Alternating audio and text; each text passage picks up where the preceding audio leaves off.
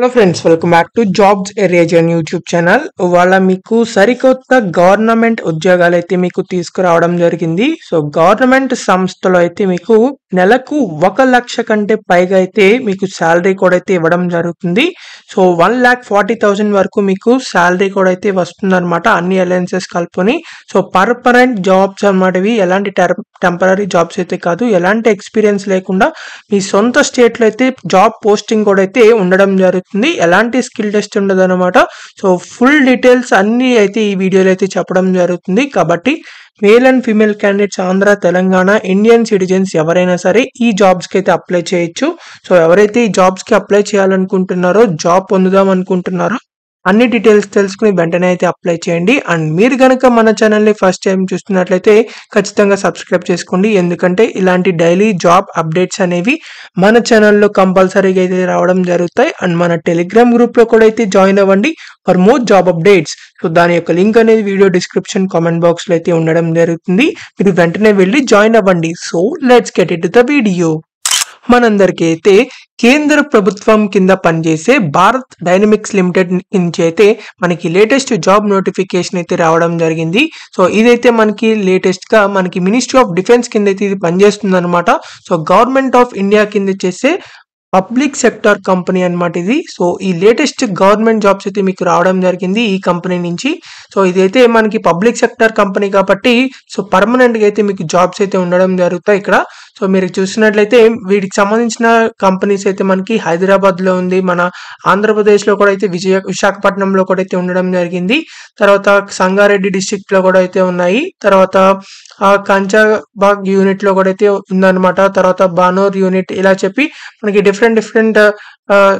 Units అయితే మనకు ఉన్నాయి. సో అన్ని యూనిట్స్ లో కూడా అయితే మీకు జాబ్ పోస్టింగ్ అయితే వస్తుంది అనమాట. సో తర్వాత ఎలిజిబుల్ క్యాండిడేట్స్ ఎవరైతే ఉంటారో వాళ్ళందరూ తప్పకుండా అయితే అప్లై చేసుకోవచ్చు. 30th జనవరి నుంచి మనకి అప్లికేషన్ ప్రాసెస్ కూడా అయితే స్టార్ట్ అవుతుంది, ఆల్రెడీ స్టార్ట్ అయింది. సో ఇవాళ నుంచి అప్లికేషన్ స్టార్ట్ అయింది కాబట్టి తప్పకుండా అప్లై చేసుకోండి ఎలిజిబుల్ క్యాండిడేట్స్ ఎవరైతే ఉన్నారో.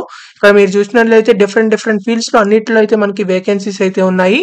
So electronics, mechanical, electrical, computer science, cyber security, chemical, civil, business development, public relation, finance, human resource and అలాగే అఫీషియల్ లాంగ్వేజ్ అని చెప్పి, తర్వాత సివిల్ లో కూడా అయితే ఉన్నాయి, లీగల్ లో ఉన్నాయి. ఇలా మనకి డిఫరెంట్ ఫీల్డ్స్ లో అయితే మనకి అన్ని జాబ్స్ అయితే అవైలబుల్ గా ఉన్నాయి. సో వాటి గురించి అన్ని కూడా అయితే మనం ఇప్పుడు తెలుసుకుందాం. సో అన్ని కేటగిరీస్ కి సంబంధించి కూడా అయితే మీకు ఇక్కడ వేకెన్సీస్ అయితే ఉన్నాయి అన్నమాట. సో ఎంటీ అంటే మనకి మేనేజ్మెంట్ ట్రైనీ కింద అయితే వీళ్ళు రిక్రూట్మెంట్ చేస్తున్నారు. సో ఇది కూడా అయితే పర్మనెంట్ జాబ్ అన్నమాట.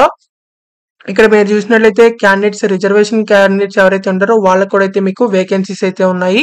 సో ఇక్కడ మీకు శాలరీ చూసినట్లయితే ఎంటీ అనే జాబ్ కి అయితే మీకు 40,000, ఇది బేసిక్ పే అనమాట. సో మీకు అన్ని అలయన్సెస్ కలుపుకొని 1,40,000 దాకా అయితే వచ్చే ఛాన్సెస్ అయితే మీకు జాబ్ లో అయితే ప్రతి నెల అయితే మీకు ఇవ్వడం జరుగుతుంది. సో ఇక్కడ మీకు ఏజ్ లిమిట్ చూసినట్లయితే డిఫరెంట్ జాబ్ కి డిఫరెంట్ ఏజ్ లిమిట్స్ అయితే ఉన్నాయి. సో మీ కేటగిరీకి సంబంధించి ఏ ఏజ్ లిమిట్ అయితే ఉందో సో మీరైతే ఈ నోటిఫికేషన్ లో అయితే చెక్ చేసుకోవచ్చు అనమాట. సో ఇక్కడ అన్రిజర్వ్డ్ ఈడబ్ల్యూఎస్ అయితే 27 అని చెప్తుంది ఎంటీ కేటగిరీకి సంబంధించి. సో మీరైతే మీ కేటగిరీకి సంబంధించి చెక్ చేసుకుని దాని విధంగా అయితే మీరు అప్లై చేయండి, మేల్ అండ్ ఫీమేల్ క్యాండిడేట్స్. తర్వాత ఇక్కడ మనకి వీటికి సంబంధించిన క్వాలిఫికేషన్స్ కూడా అయితే మనం ఇప్పుడు చూద్దాం. సో క్వాలిఫికేషన్ కి సంబంధించి ఎంటీ ఎలక్ట్రానిక్స్ అయితే మీరు any bachelors degree first class అయ్యండి, మీరు ఎలక్ట్రానిక్స్ లో చేసినట్లయితే మీరైతే అప్లై చేసుకోవచ్చు. తర్వాత మెకానికల్ లో ఎనీ బ్యాచిలర్స్ డిగ్రీ చేసిన ఫస్ట్ క్లాస్ ఎవరైతే ఉన్నారో వాళ్ళైతే అప్లై చేసుకోవచ్చు. తర్వాత ఎలక్ట్రికల్ లో అయితే ఫస్ట్ క్లాస్ బ్యాచిలర్స్ డిగ్రీ ఎలాంటి డిగ్రీ చేసినా ఎలక్ట్రికల్ లో వాళ్ళైతే అప్లై చేసుకోవచ్చు. తర్వాత కంప్యూటర్ సైన్స్ కి సంబంధించి ఎనీ బ్యాచిలర్స్ డిగ్రీ వాళ్ళైతే అప్లై చేయొచ్చు.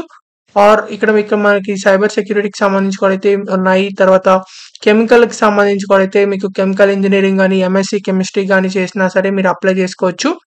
తర్వాత సివిల్ ఇంజనీరింగ్ కి సంబంధించి కూడా అయితే ఉంది. సో సివిల్ కి సంబంధించి ఎవరైతే బ్యాచిలర్స్ డిగ్రీ చేసినారో వాళ్ళందరూ అప్లై చేసుకోవచ్చు. బిజినెస్ డెవలప్మెంట్ అని చెప్పింది, అయితే ఎంబీఏకి సంబంధించి కూడా అయితే మీకు ఉందన్నమాట.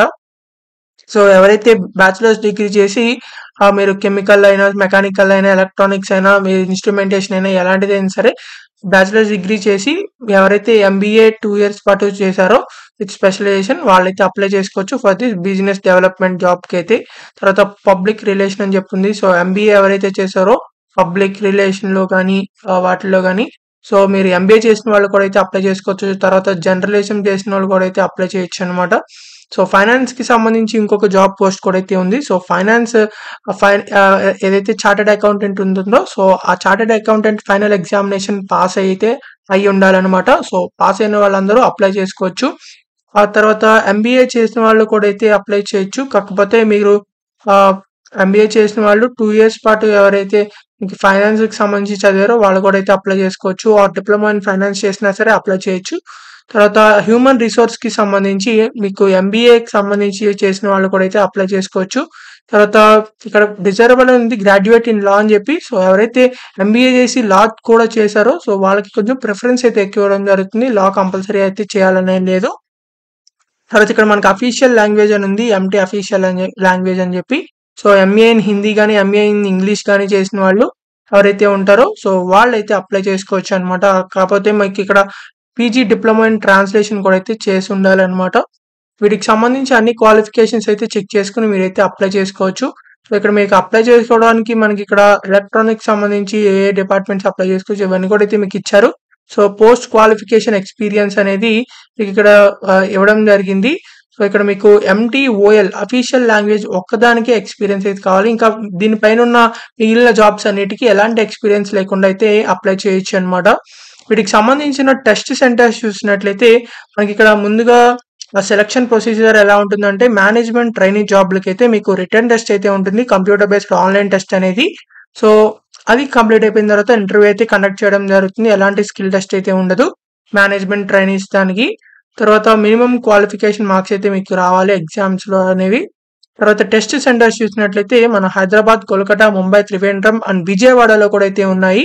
సో బెంగళూరు, భోపాల్, భువనేశ్వర్, చెన్నై, ఢిల్లీలో కూడా అయితే ఉన్నాయి. సో తప్పకుండా మీరైతే వీటిలో ఏదో ఒక దానికైతే మీరు టెస్ట్ సెంటర్కి అయితే పెట్టుకోండి.